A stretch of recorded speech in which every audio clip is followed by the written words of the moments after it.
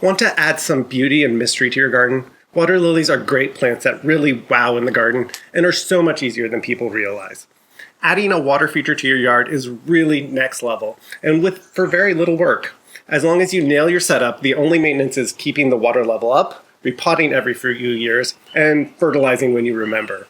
I'm Gardener Coo, here with Nacho, and let's get into it. There are two types of water lilies you will run into in the trade, hardy and annual.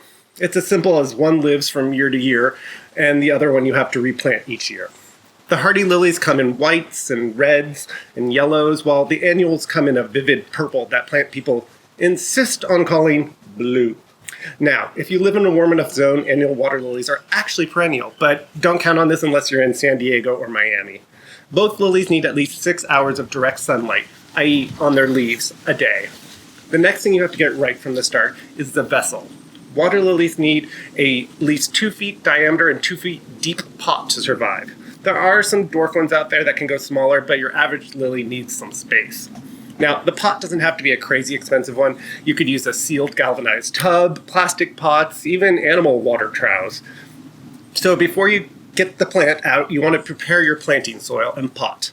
I like to use a 2 or 3 gallon nursery container with or without drainage holes. For the planting soil, I mix together 2 parts topsoil and 1 part pool filter sand. You can buy both of these products at Home Depot. Do not use soil from your garden. This mix works great for any other water plants you may have or want to buy. Potting up water plants is the only place it's okay to use topsoil. I said this in my video about soils. This stuff is trash in every other circumstance. Now to the lily. So you may be wondering why you should repot your water lilies. They grow so fast, and in a few years they will just fill up your water pot to the point where you can't see water anymore. When this happens, they'll stop blooming because they'll be competing with itself instead of, devoting energy into those gorgeous flowers. You also may be tempted to plant the lily on the bottom of the pot. Don't do it. As I've just said, they need to be divided every couple years, and believe me, you don't want to be trying to do this through 2 feet of ice cold water, feeling around with your hands. You'll only make that mistake once. So we pull the lily out of the pot and divide straight away. You only want 1 crown going back into the water pot. This is where garden friends are helpful. It can be really hard to throw away a healthy plant, so why not give it to someone else to enjoy? Then you want to trim the roots and remove any dead leaves. Then you put it back in the pot with the new soil, leaving the crown of the lily above the soil line. This is the same procedure as with a new water lily, except not having to deal with cleaning it up and trimming it. Do not leave it in the pot it came in. Water lilies need room to grow. So I've been asking myself why I started to do this. Is this some midlife crisis? Did I somehow get a brain worm? Well, I've been inspired lately by friends starting their own YouTube channels and my little sister starting a business at age 20. That, and this all comes back to some great advice I got from my friend Karuja. She said, at a time of disruption is the time to add more disruption. Having little Nacho has completely upended my life and my routines, so adding a little more chaos doesn't actually feel worse or more stressful. Something for you to think about maybe in your own life. She would also want me to tell you, you can use black pond dye in your water and water lily pots to make better reflections, but if you use too much, you can dye the fish in there. I wonder how she figured that one out. So you may be thinking water lilies need special water to grow in. They don't. Any old tap water will work just fine. If you're on city water, that means it's chlorinated, so you should add a dechlorinator when first setting it up so you can have fish. I prefer Prime by Seachem. I have an aquarium inside, and they really make a quality product. It dechlorinates, it neutralizes nitrates and nitrides, and it also cleans heavy metals out of the water. 1 capful will treat 50 gallons of water, but can be used safely up to 5 times that dosage, so don't worry too much about getting it right. After initial setup, you don't need to keep adding Prime because there will not be enough chlorine in the little bit of water you're using to top off the pots to kill the algae or the fish. Now, if you have a new water lily, you have to get it used to the depth of the water after potting it up. Don't worry about this if you're repotting into the same vessel. Place the water lily so the crown is 1 foot under the water. I know this might not be your final depth, but it'll help the lily get the energy it needs to grow. And after you get a bunch of leaves, you can then move it down 1 foot again. So which zones can you grow water lilies in? The hardier ones are hardier than you think. It all depends really on how much ice you get.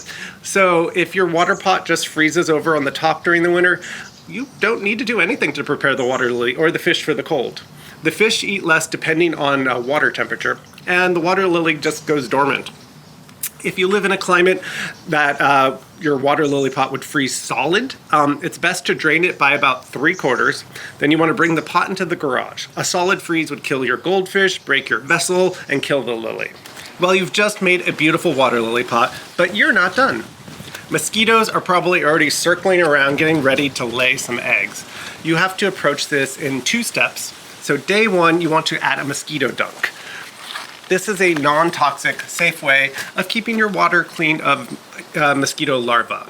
It contains a harmful bacteria that kills the larva, but it's safe for everyone else. Each dunk is good for 1 month. You just want to take one and throw it in the water. That's it. Once that first month has passed, though, it's time for a more permanent solution. Fish.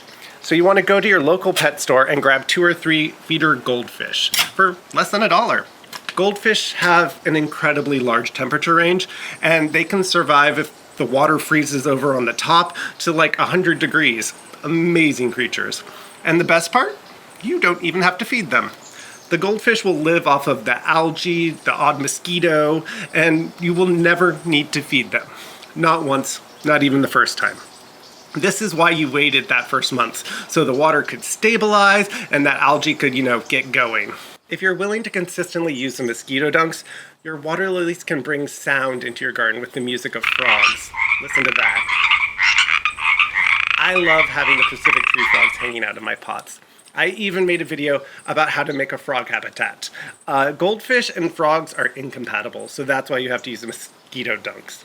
And while you're at the pet store, I recommend picking up 1 or 2 aquarium plants, Java moss and Subwassertang. Boy, that's a fun name to say. 1 or both of these you can put under the water by the crown of the water lily, and they're just going to help oxygenate the water for the fish as well as pull extra nutrients out of the water. Subwassertang here is a little bit rare to find, but Java moss is super common. You might need to refresh these in the spring if your water gets too cold. Also, if you have access to duckweed, I like to add that to the top as well. It helps clean the water, and it also shades the water, which slows evaporation. It is also an extra source of food for the goldfish. So water lilies are really heavy feeders, so I recommend ordering a slow release tablet that you should do once a month during the growing season. Although, to be honest, I usually only remember to do it once or twice a year. You apply this fertilizer by sticking it 1 inch or so down into the soil of the pots, and you want to do it in 2 or 3 locations around the pot. Now, be sure to cover it back up with soil, or that fertilizer will just leak out and feed the algae instead of the water lily. So one time in my front yard, I was fertilizing one of my lilies, and I was leaning over my plants and really shoving my arms down into the water. And when I finished, I stood up and I was just covered in baby tree frogs. They were like the size of a dime, and it was just magical.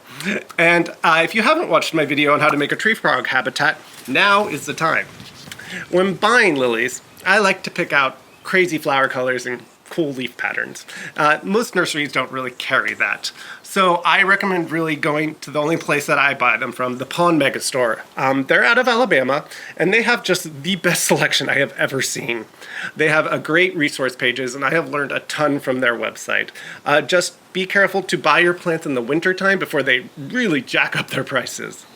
Well, I hope I've encouraged you to grow the beautiful water lily. They create their whole own little world, as well as attract birds to the garden. I got over 15 quail one time. They bring just so much joy for truly very minimal effort. Please like and subscribe, or better yet, send it to one of your gardening friends. I'm Gardener Coo, here with Nacho and Freya. Go get your hands dirty. Subwassertang!